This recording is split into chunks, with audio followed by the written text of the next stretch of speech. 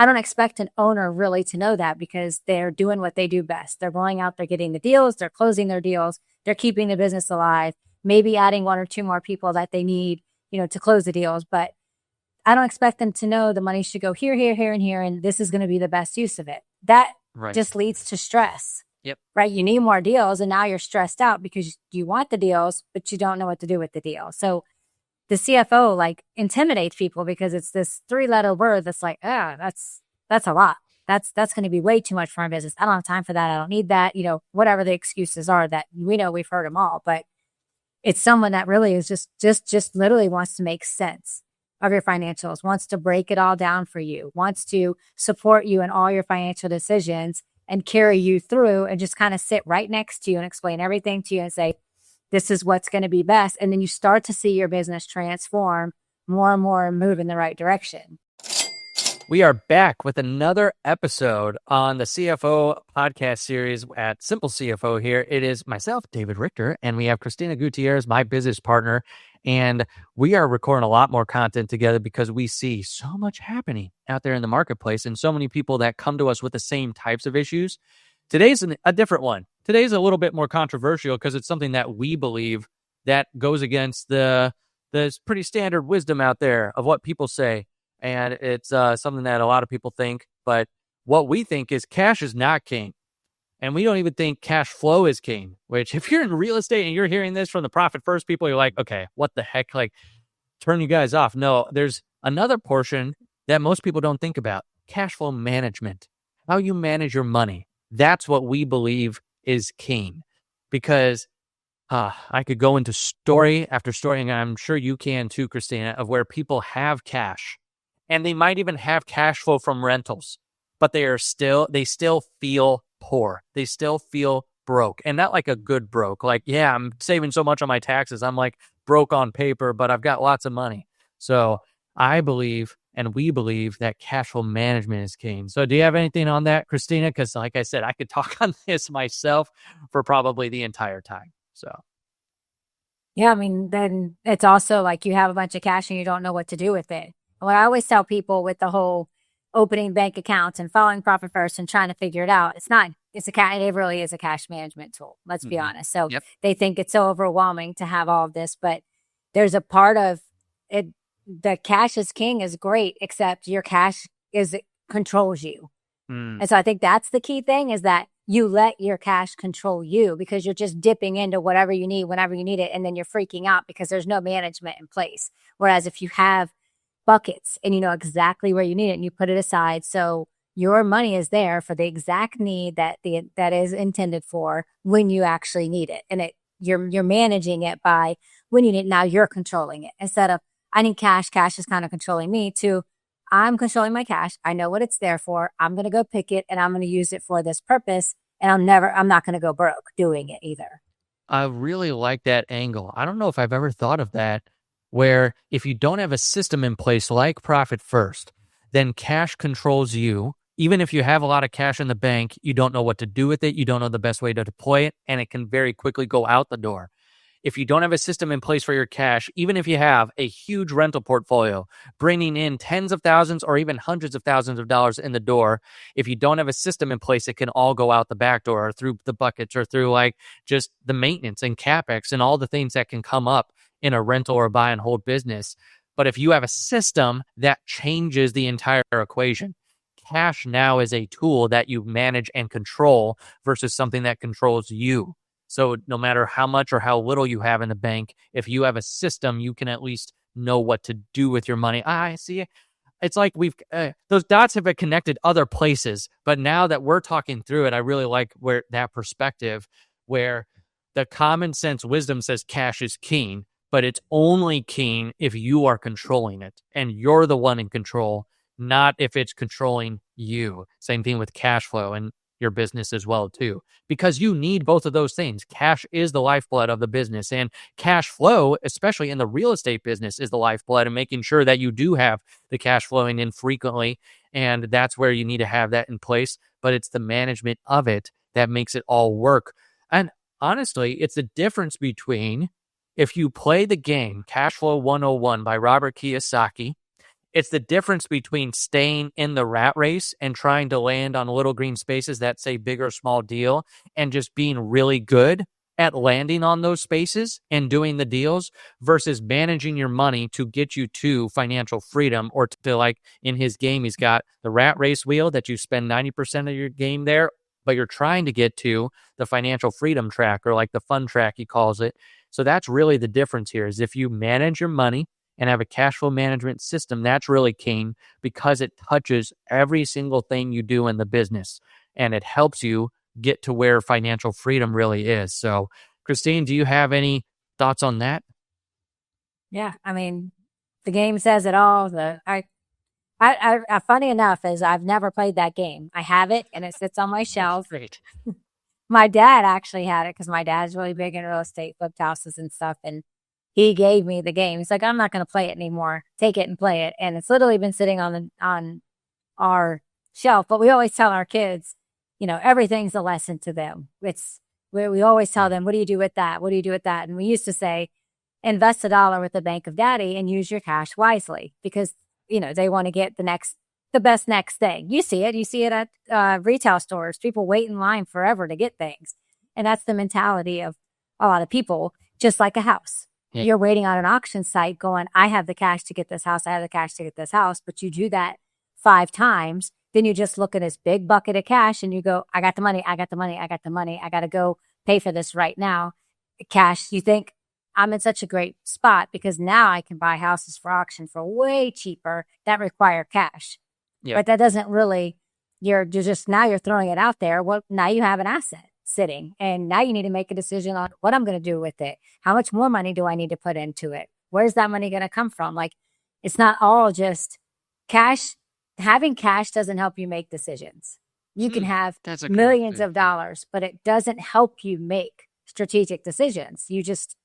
All you want to do is spend it. It helps you spend it. Yeah. Because what is that? The theory. What's the theory?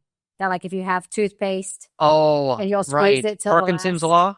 Yeah. Yes. Yep. Parkinson's law. So it's along the same thing as expenses. If I have the cash, I can add the subscription. I can add this without managing it. Well, you're not managing your cash. You're not managing your expenses. And if you're not managing cash, I have a pretty good feeling that everything else that needs to be managed in your business kind of follows that same suit.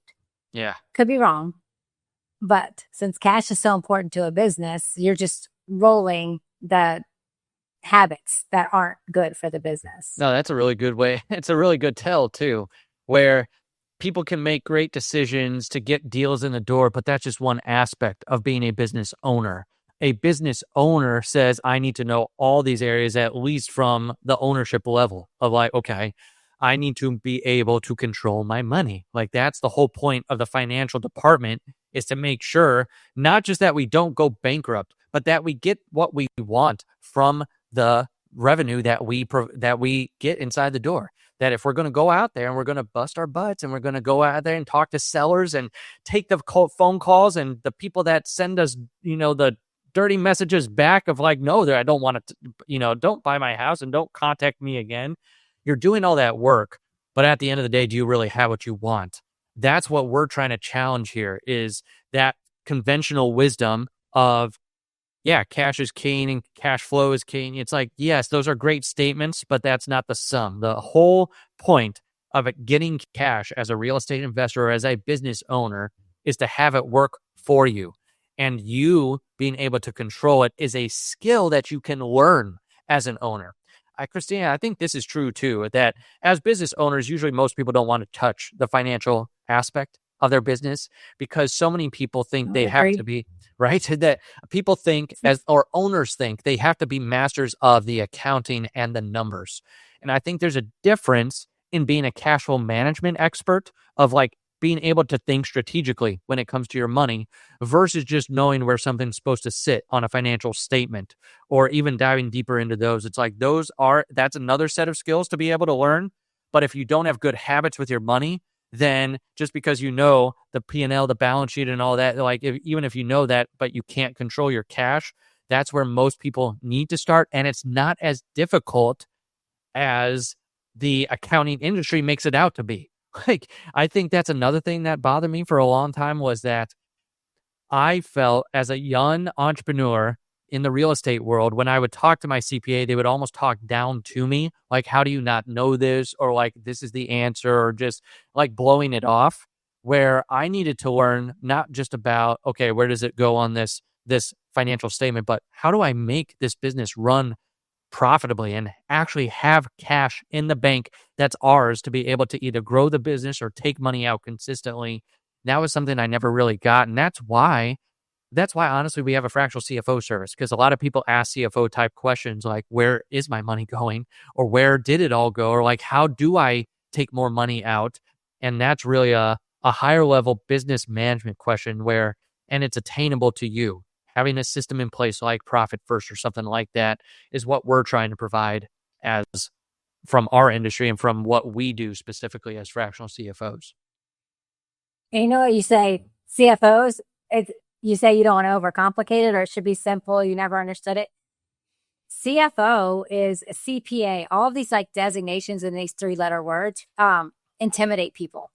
Yeah, for sure. You know, so like, it's just like, oh, I can't afford a CFO. I don't know what a CFO even does. That's so high level. My business isn't even to the point where a CFO could help me. Like, it's really just a 3-letter word. But the point is financial. Yeah. And it should be like a CFP, like a chief financial partner, or let's just say a FP, your financial partner, like someone that's going to come into your business and be like, and something so simple as, hey, I closed on this flip. Where'd that money go this month? Because I don't see it.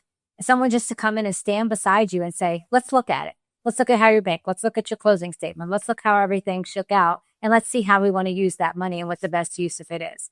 Because I don't expect an owner really to know that, because they're doing what they do best. They're going out, they're getting the deals, they're closing their deals, they're keeping the business alive, maybe adding 1 or 2 more people that they need, to close the deals. But I don't expect them to know the money should go here, here, here, and here, and this is going to be the best use of it. That just leads to stress. Yep. Right. You need more deals, and now you're stressed out because you want the deals, but you don't know what to do with the deal. So the CFO like intimidates people because it's this 3-letter word that's like, that's a lot. That's going to be way too much for my business. I don't have time for that. I don't need that. Whatever the excuses are that we know, we've heard them all, but it's someone that really is just literally wants to make sense of your financials, wants to break it all down for you, wants to support you in all your financial decisions and carry you through, and just kind of sit right next to you and explain everything to you and say, this is what's going to be best. And then you start to see your business transform more and more and move in the right direction. So I could say that to everybody listening, don't be intimidated by those words or think it's out of the realm for a business. Yeah. Because you need a bookkeeper. But if this is like, let's equate these financial roles to like someone that's sick. If you go to the hospital, like you've got a nurse and she's going to take care of the day-to-day and make sure your chart's good. That's like a bookkeeper. That's like the day-to-day stuff that has to be done and making sure that you're not, like that you've got everything in place and your numbers are there. Then you've got, like, I like to say that the tax specialist, or like the CPA or that accounting role specifically is almost like someone in another wing of the hospital, but you're going to go get your leg cut off. They're like a specialist for like, surgery and like making sure they go in and for this one area because they're really good at this one area. A CFO doesn't even work for the hospital. Like for the IRS, they come to your house and like is a private doctor and says, how are you? What are you doing to stay out of the hospital? And like, what are you doing in order to be healthy as a business owner? That's really what a CFO is. And that's why for at least what we've built with Simple CFO, we wanted to create different levels so it could be attainable. Like a lot of people are too small for a full-time CFO that costs several $100,000 a year. But a lot of people are also too large, like they're actually doing 100,000 or more, like 6 figures plus, and they're too large not to have some financial planning or some financial partnership in place to say, and systems and like something like Profit First or knowing those numbers. Because you know what happens? Let's just say you're a 6-figure business owner. You're making $100,000 a year and you have some bad financial habits now that are keeping you where you're doing deals, but you're feeling broke and there's never money at the end of the month. There's too much month left and you're like, what's happening? If you don't get that figured out and you scale to 7 figures to $1 million, do you think that those magically go away just because you have more money? No. It's because now you just have the same habits, only now they're magnified. So if you have bad habits with money at 100,000, $1 million does not take care of it. But most people think it does. They think more money solves the problem. It doesn't. It's knowing what to do with the money that solves the problem. That's why I open this up with cash is not king, because it's the cash flow management. Because if you know what to do with the money, you can solve the bad habits you might have with money. So that way, when you're a bigger business, you are not hitting your head against the wall and saying, why in the world are my problems 10 times bigger now? So that's really what someone like this, that's the private doctor that comes in to say, you know what? I see some things here that if you get taken care of now, will help you down the road. Your future self will thank you if you start getting on the treadmill now. Like if you go out there, or if you pump some iron, or if you go out there and you invest in yourself now at this level, before you get to, that $1 million business, and you're wondering, why does this big ship have all these leaks? Like, where are these coming from? I'm trying to put as much, in here as possible, and it's all going out the back door. That's not what we want for you. So that's where I'm going to just give here. I love this little widget thing. If you've ever listened to our podcast, this little widget here. So if you want to book a call, there's a little QR code if you're on YouTube right now. If you're not on YouTube, you can also go to, let me get a banner here, simplecfo.com. That's where our website is, simplecfo.com, if you want to get someone at least to diagnose where you are. We're very much like a doctor on that call, that private doctor on a phone call, to diagnose, where are you right now? Like how are you feeling about the business? What are the different things that you need from there? We just want to see, okay, are we a good fit now? Or do you just need, is your bookkeeping a mess and you haven't filed taxes for 10 years? Then there's a different issue that we need to cover right now. It's like we've seen all the different areas, but I do believe, Christina, in tandem, you can work on your money habits, even if you've got some other big holes in the business. That's one thing that can be taken care of with a lot of the stuff in tandem with that as well, too. I agree. And I was going to say you make a lot of cash, the more cash you make, the more opportunity for it to leak out and for it to hide. Yeah. As you think everything's okay because you have the cash and you can get the next deal, but you don't see the leaks. They're harder to find. The issues are harder to find. So I think it really just magnifies things if you don't really know. I mean, You have the perfect example, a client that I worked with, that it kind of scared him to have too much cash. But we were starting to manage it well, but never had the feeling of like having cash. And then when it started to be managed very well and the cash started rolling in and all the bank accounts started growing, where cash is exactly what you need it when you need it, and they start growing, it's like, oh my gosh, I don't know what to do with this. But it's a perfect system that works. And really, worst case scenario is you're letting money sit without having interest on it.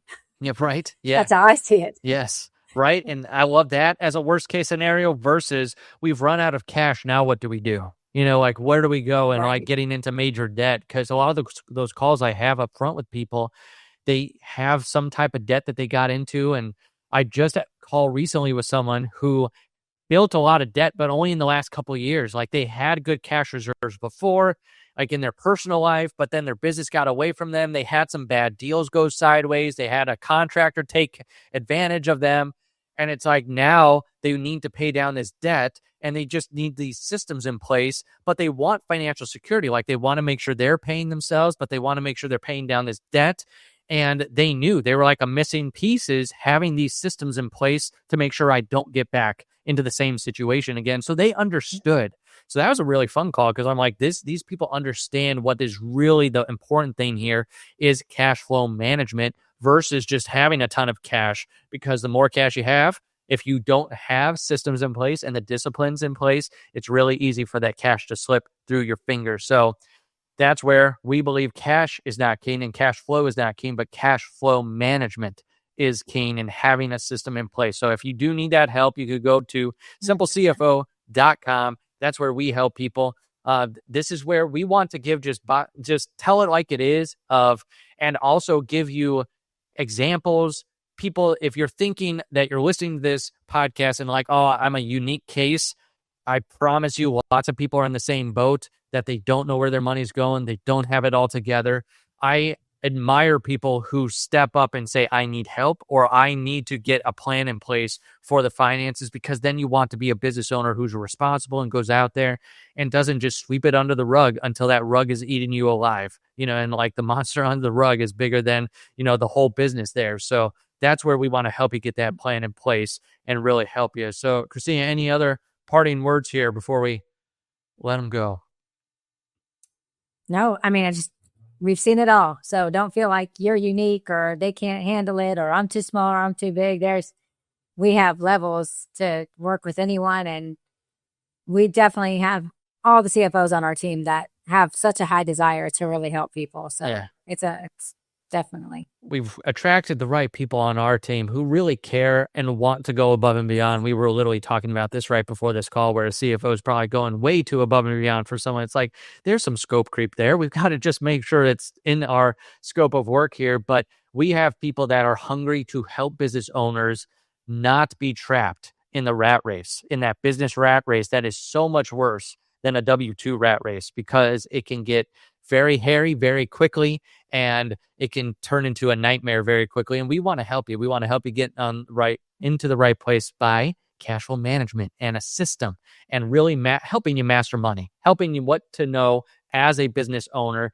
Thank you for listening. Like, again, we said you could reach out to us, simplecfo.com, and that's where you can either schedule a call or just see some of the resources we have there. But if you make money but feel broke, then I promise you the missing piece is cash flow management and having a system in place for your money. It's not because you're not doing enough deals. It's not because of other things or because of it's because the cash is controlling you, and you need to take control of your cash. So simplecfo.com, if we can help you. Thank you so much for listening. And Christina, thank you again for being here so we could play off each other and have a great episode together. That's it for today's show. Be sure to subscribe, review, and share this episode. If you're serious about financial systems and keeping more of your profit, visit simplecfo.com to take your free discovery call today.